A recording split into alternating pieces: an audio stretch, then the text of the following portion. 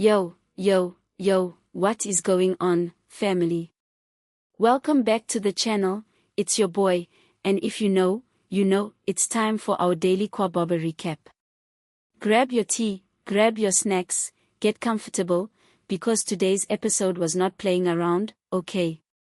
We are deep in Soapie, deep kloof, and the Mambokazi saga just took a turn that had me sitting up straight on my couch. If you're new here, welcome. Please hit that subscribe button because we do this every single day, Monday to Friday, right after the episode airs. And if you're part of the day ones, family, you already know the drill, smash that like button before we even start, it really helps the channel. Okay. Let's not waste any more time, let's get into today's episode. Scene 1, the Mambokazi homestead, early morning. So we open, as we usually do, at the Mambokazi homestead, and the vibe is already heavy, guys. Like you can just feel it in the air.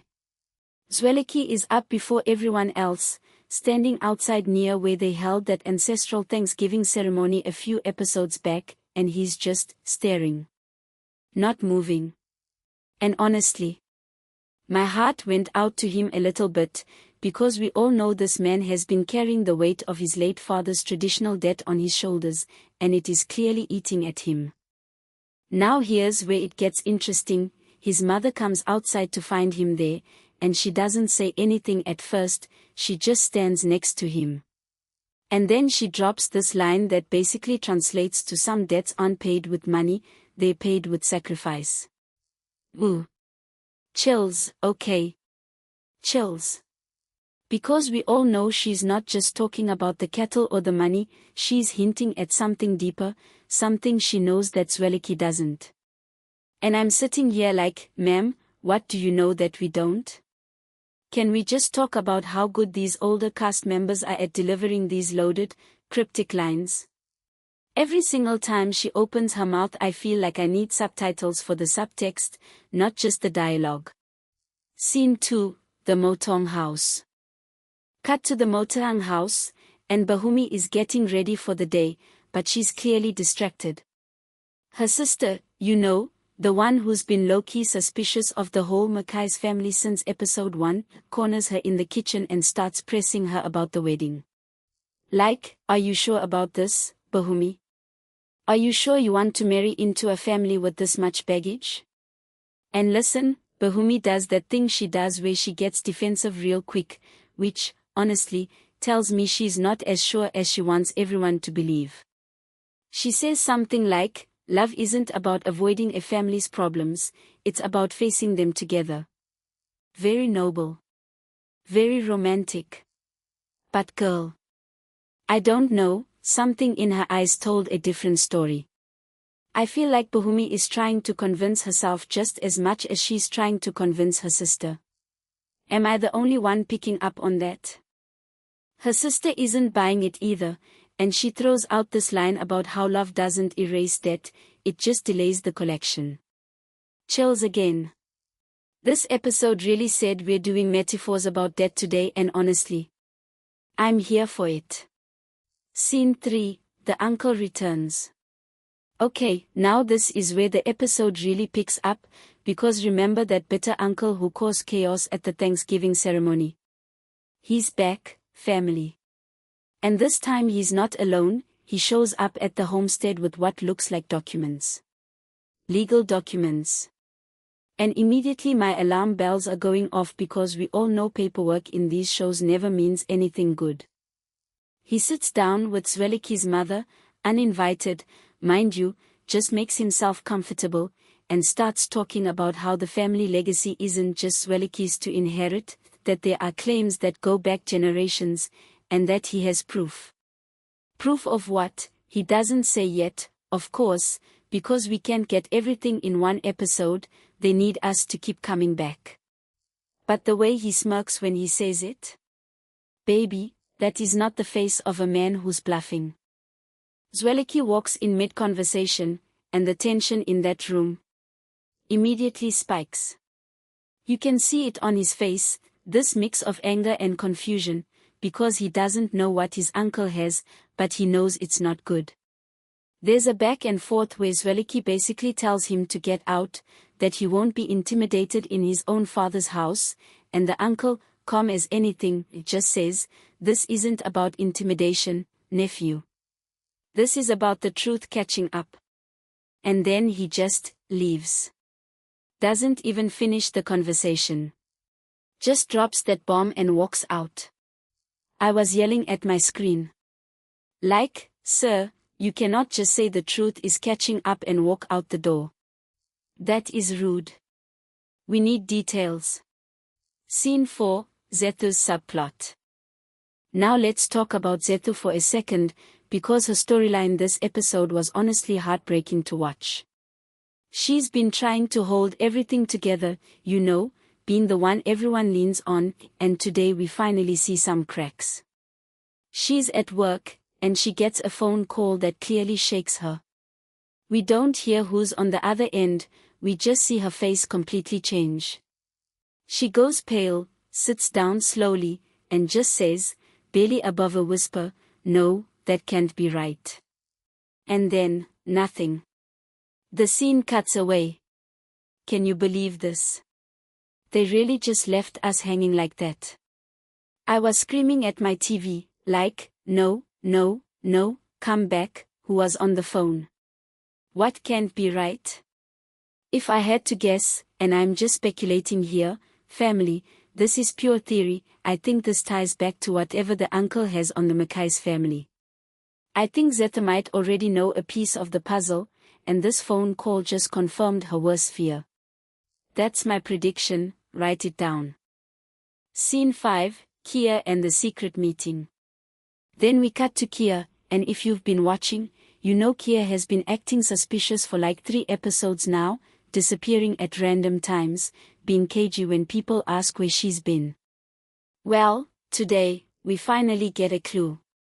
She meets someone in a car outside a shopping complex, someone we don't fully see. They keep the shot from behind, very deliberate, they clearly do not want us to know who this is yet, and she hands them an envelope.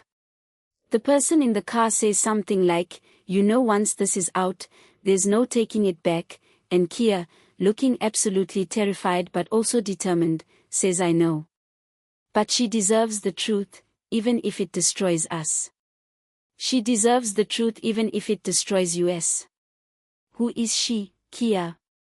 Is this about Bahumi? Is this about Zwelakhe's mother?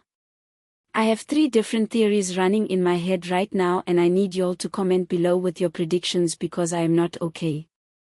This is what I mean when I say Kwababa does not play fair with our emotions. Every single episode is just stacking secret on top of secret, and I am living for it, okay? I am living for it. Scene 6, Zwelakhe and Bahumi. Okay, we get a little bit of a breather here, a genuinely sweet scene between Zwelakhe and Bahumi. He finds her in the garden, and for a moment, it's just soft. He apologizes for how tense things have been, tells her that whatever his uncle is planning, he won't let it touch her, he won't let it touch their future. And Bahumi, bless her, just holds his hand and tells him that she's not going anywhere, that they'll face it together, just like she told her sister earlier. Honestly, I needed this scene. After all that tension, I needed one moment where these two just get to be in love without the whole world crashing down around them. But, and you knew there was a but coming, the way the camera lingers on Bahumi's face after Zwelakhe walks away. There's this flicker of doubt. Just for a second. Blink and you'd miss it. But I didn't miss it, family, because I pause and rewind for you, that's what I do. I don't think Bahumi is being fully honest with Zwelakhe about how scared she really is. Keep that in your back pocket. Scene 7, the confrontation. Now, this is the scene everybody's going to be talking about tonight. Zwelakhe, fed up with all the secrecy, goes looking for his uncle to demand answers directly. He finds him at a local tavern, sitting with 2 other men we don't recognize, and the confrontation is immediate. No small talk, nothing. Zwelakhe just walks up and demands to know what proof his uncle was talking about earlier. And this is where the uncle finally says something concrete. He tells Zwelakhe that his father's clean reputation was built on a lie, that there's someone out there, that someone connected to the family, who has been kept hidden for years, and that this person has a legitimate claim to everything Zwelakhe believes is his. Zwelakhe's whole face just drops. He goes from angry to completely blindsided in like 2 seconds. He says something like, "You're lying, my father would never," and the uncle cuts him off, ice cold, and says, "Ask your mother about 1998. 1998? Family. What happened in 1998? That's decades before this whole story even starts. This means we're not just dealing with recent secrets, we're dealing with something that's been buried for years." And that's exactly where the episode ends. Zwelakhe standing there, completely frozen, while his uncle just walks away again. I swear this uncle loves a dramatic exit, doesn't he? And we cut to black. Reactions wrap up. Okay, family, I need you to just sit with me for a second because I am still processing what I just watched. Ask your mother about 1998, that is one of the most loaded lines I've heard on this show since it started. We've got Zethu's mystery phone call, we've got Kia's secret envelope handoff, we've got Bohumi's hidden doubts, and now we've got a whole hidden history from 1998 that's about to blow up this entire family. Here's my honest take, I think everything is connected. I think whoever Kia met in that car, and whoever called Zethu, and this mystery person from 1998, I think it's all the same thread. My theory. I think there's someone out there who was hidden away by the family decades ago, maybe even a child that was given up or taken away, and I think that person is about to walk right back into the Mackay's family's life at the worst possible time, right before Zwelakhe and Bohumi's wedding. That would explain why everyone is suddenly so on edge, why the uncle is so confident, and why Kia looks so guilty. Am I right? Am I wrong? I genuinely don't know, but that's why we watch, right? That's why we're all obsessed with this show. Also, can we talk about how good Zwelakhe's mother has been this whole season? Every scene she's in, she's hiding something behind her eyes, and I am here for that kind of quiet, controlled performance. Give this woman an award, I'm serious. Predictions for next episode. Alright, prediction time, because you'll know I love doing this. Here's what I think we're getting tomorrow. Number 1, I think Zwelakhe is going straight to his mother the second this episode picks back up, and I think she is not going to want to answer him. I think we're getting tears, I think we're getting a half-truth, and I think we are not getting the full story tomorrow. They're going to stretch this out, mark my words. Number 2, I think Zethu's phone call is going to connect somehow to whatever Kia handed over in that envelope. I think these two storylines are about to collide. Number 3, and this is my wild card prediction, I think we're going to meet a brand new character next episode. Someone connected to that 1998 secret. Watch, I'm telling you. Drop your predictions in the comments below, seriously, I love reading them, and I always shout out the people who call it right. OUTRO.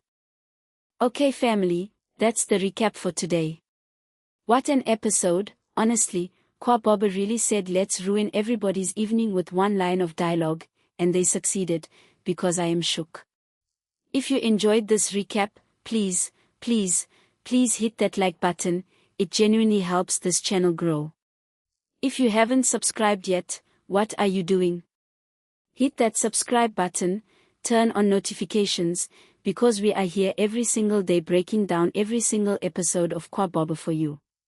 And drop a comment below, tell me your theories about the 1998 secret, tell me what you think is in that envelope, tell me if you think Bohumi is really as sure about this wedding as she says she is. I read every single comment, I promise you.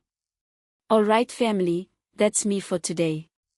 I'll see you tomorrow for the next episode of Kwababa, same time, same place. Until then, take care of yourselves, and I'll see you in the next one. Peace.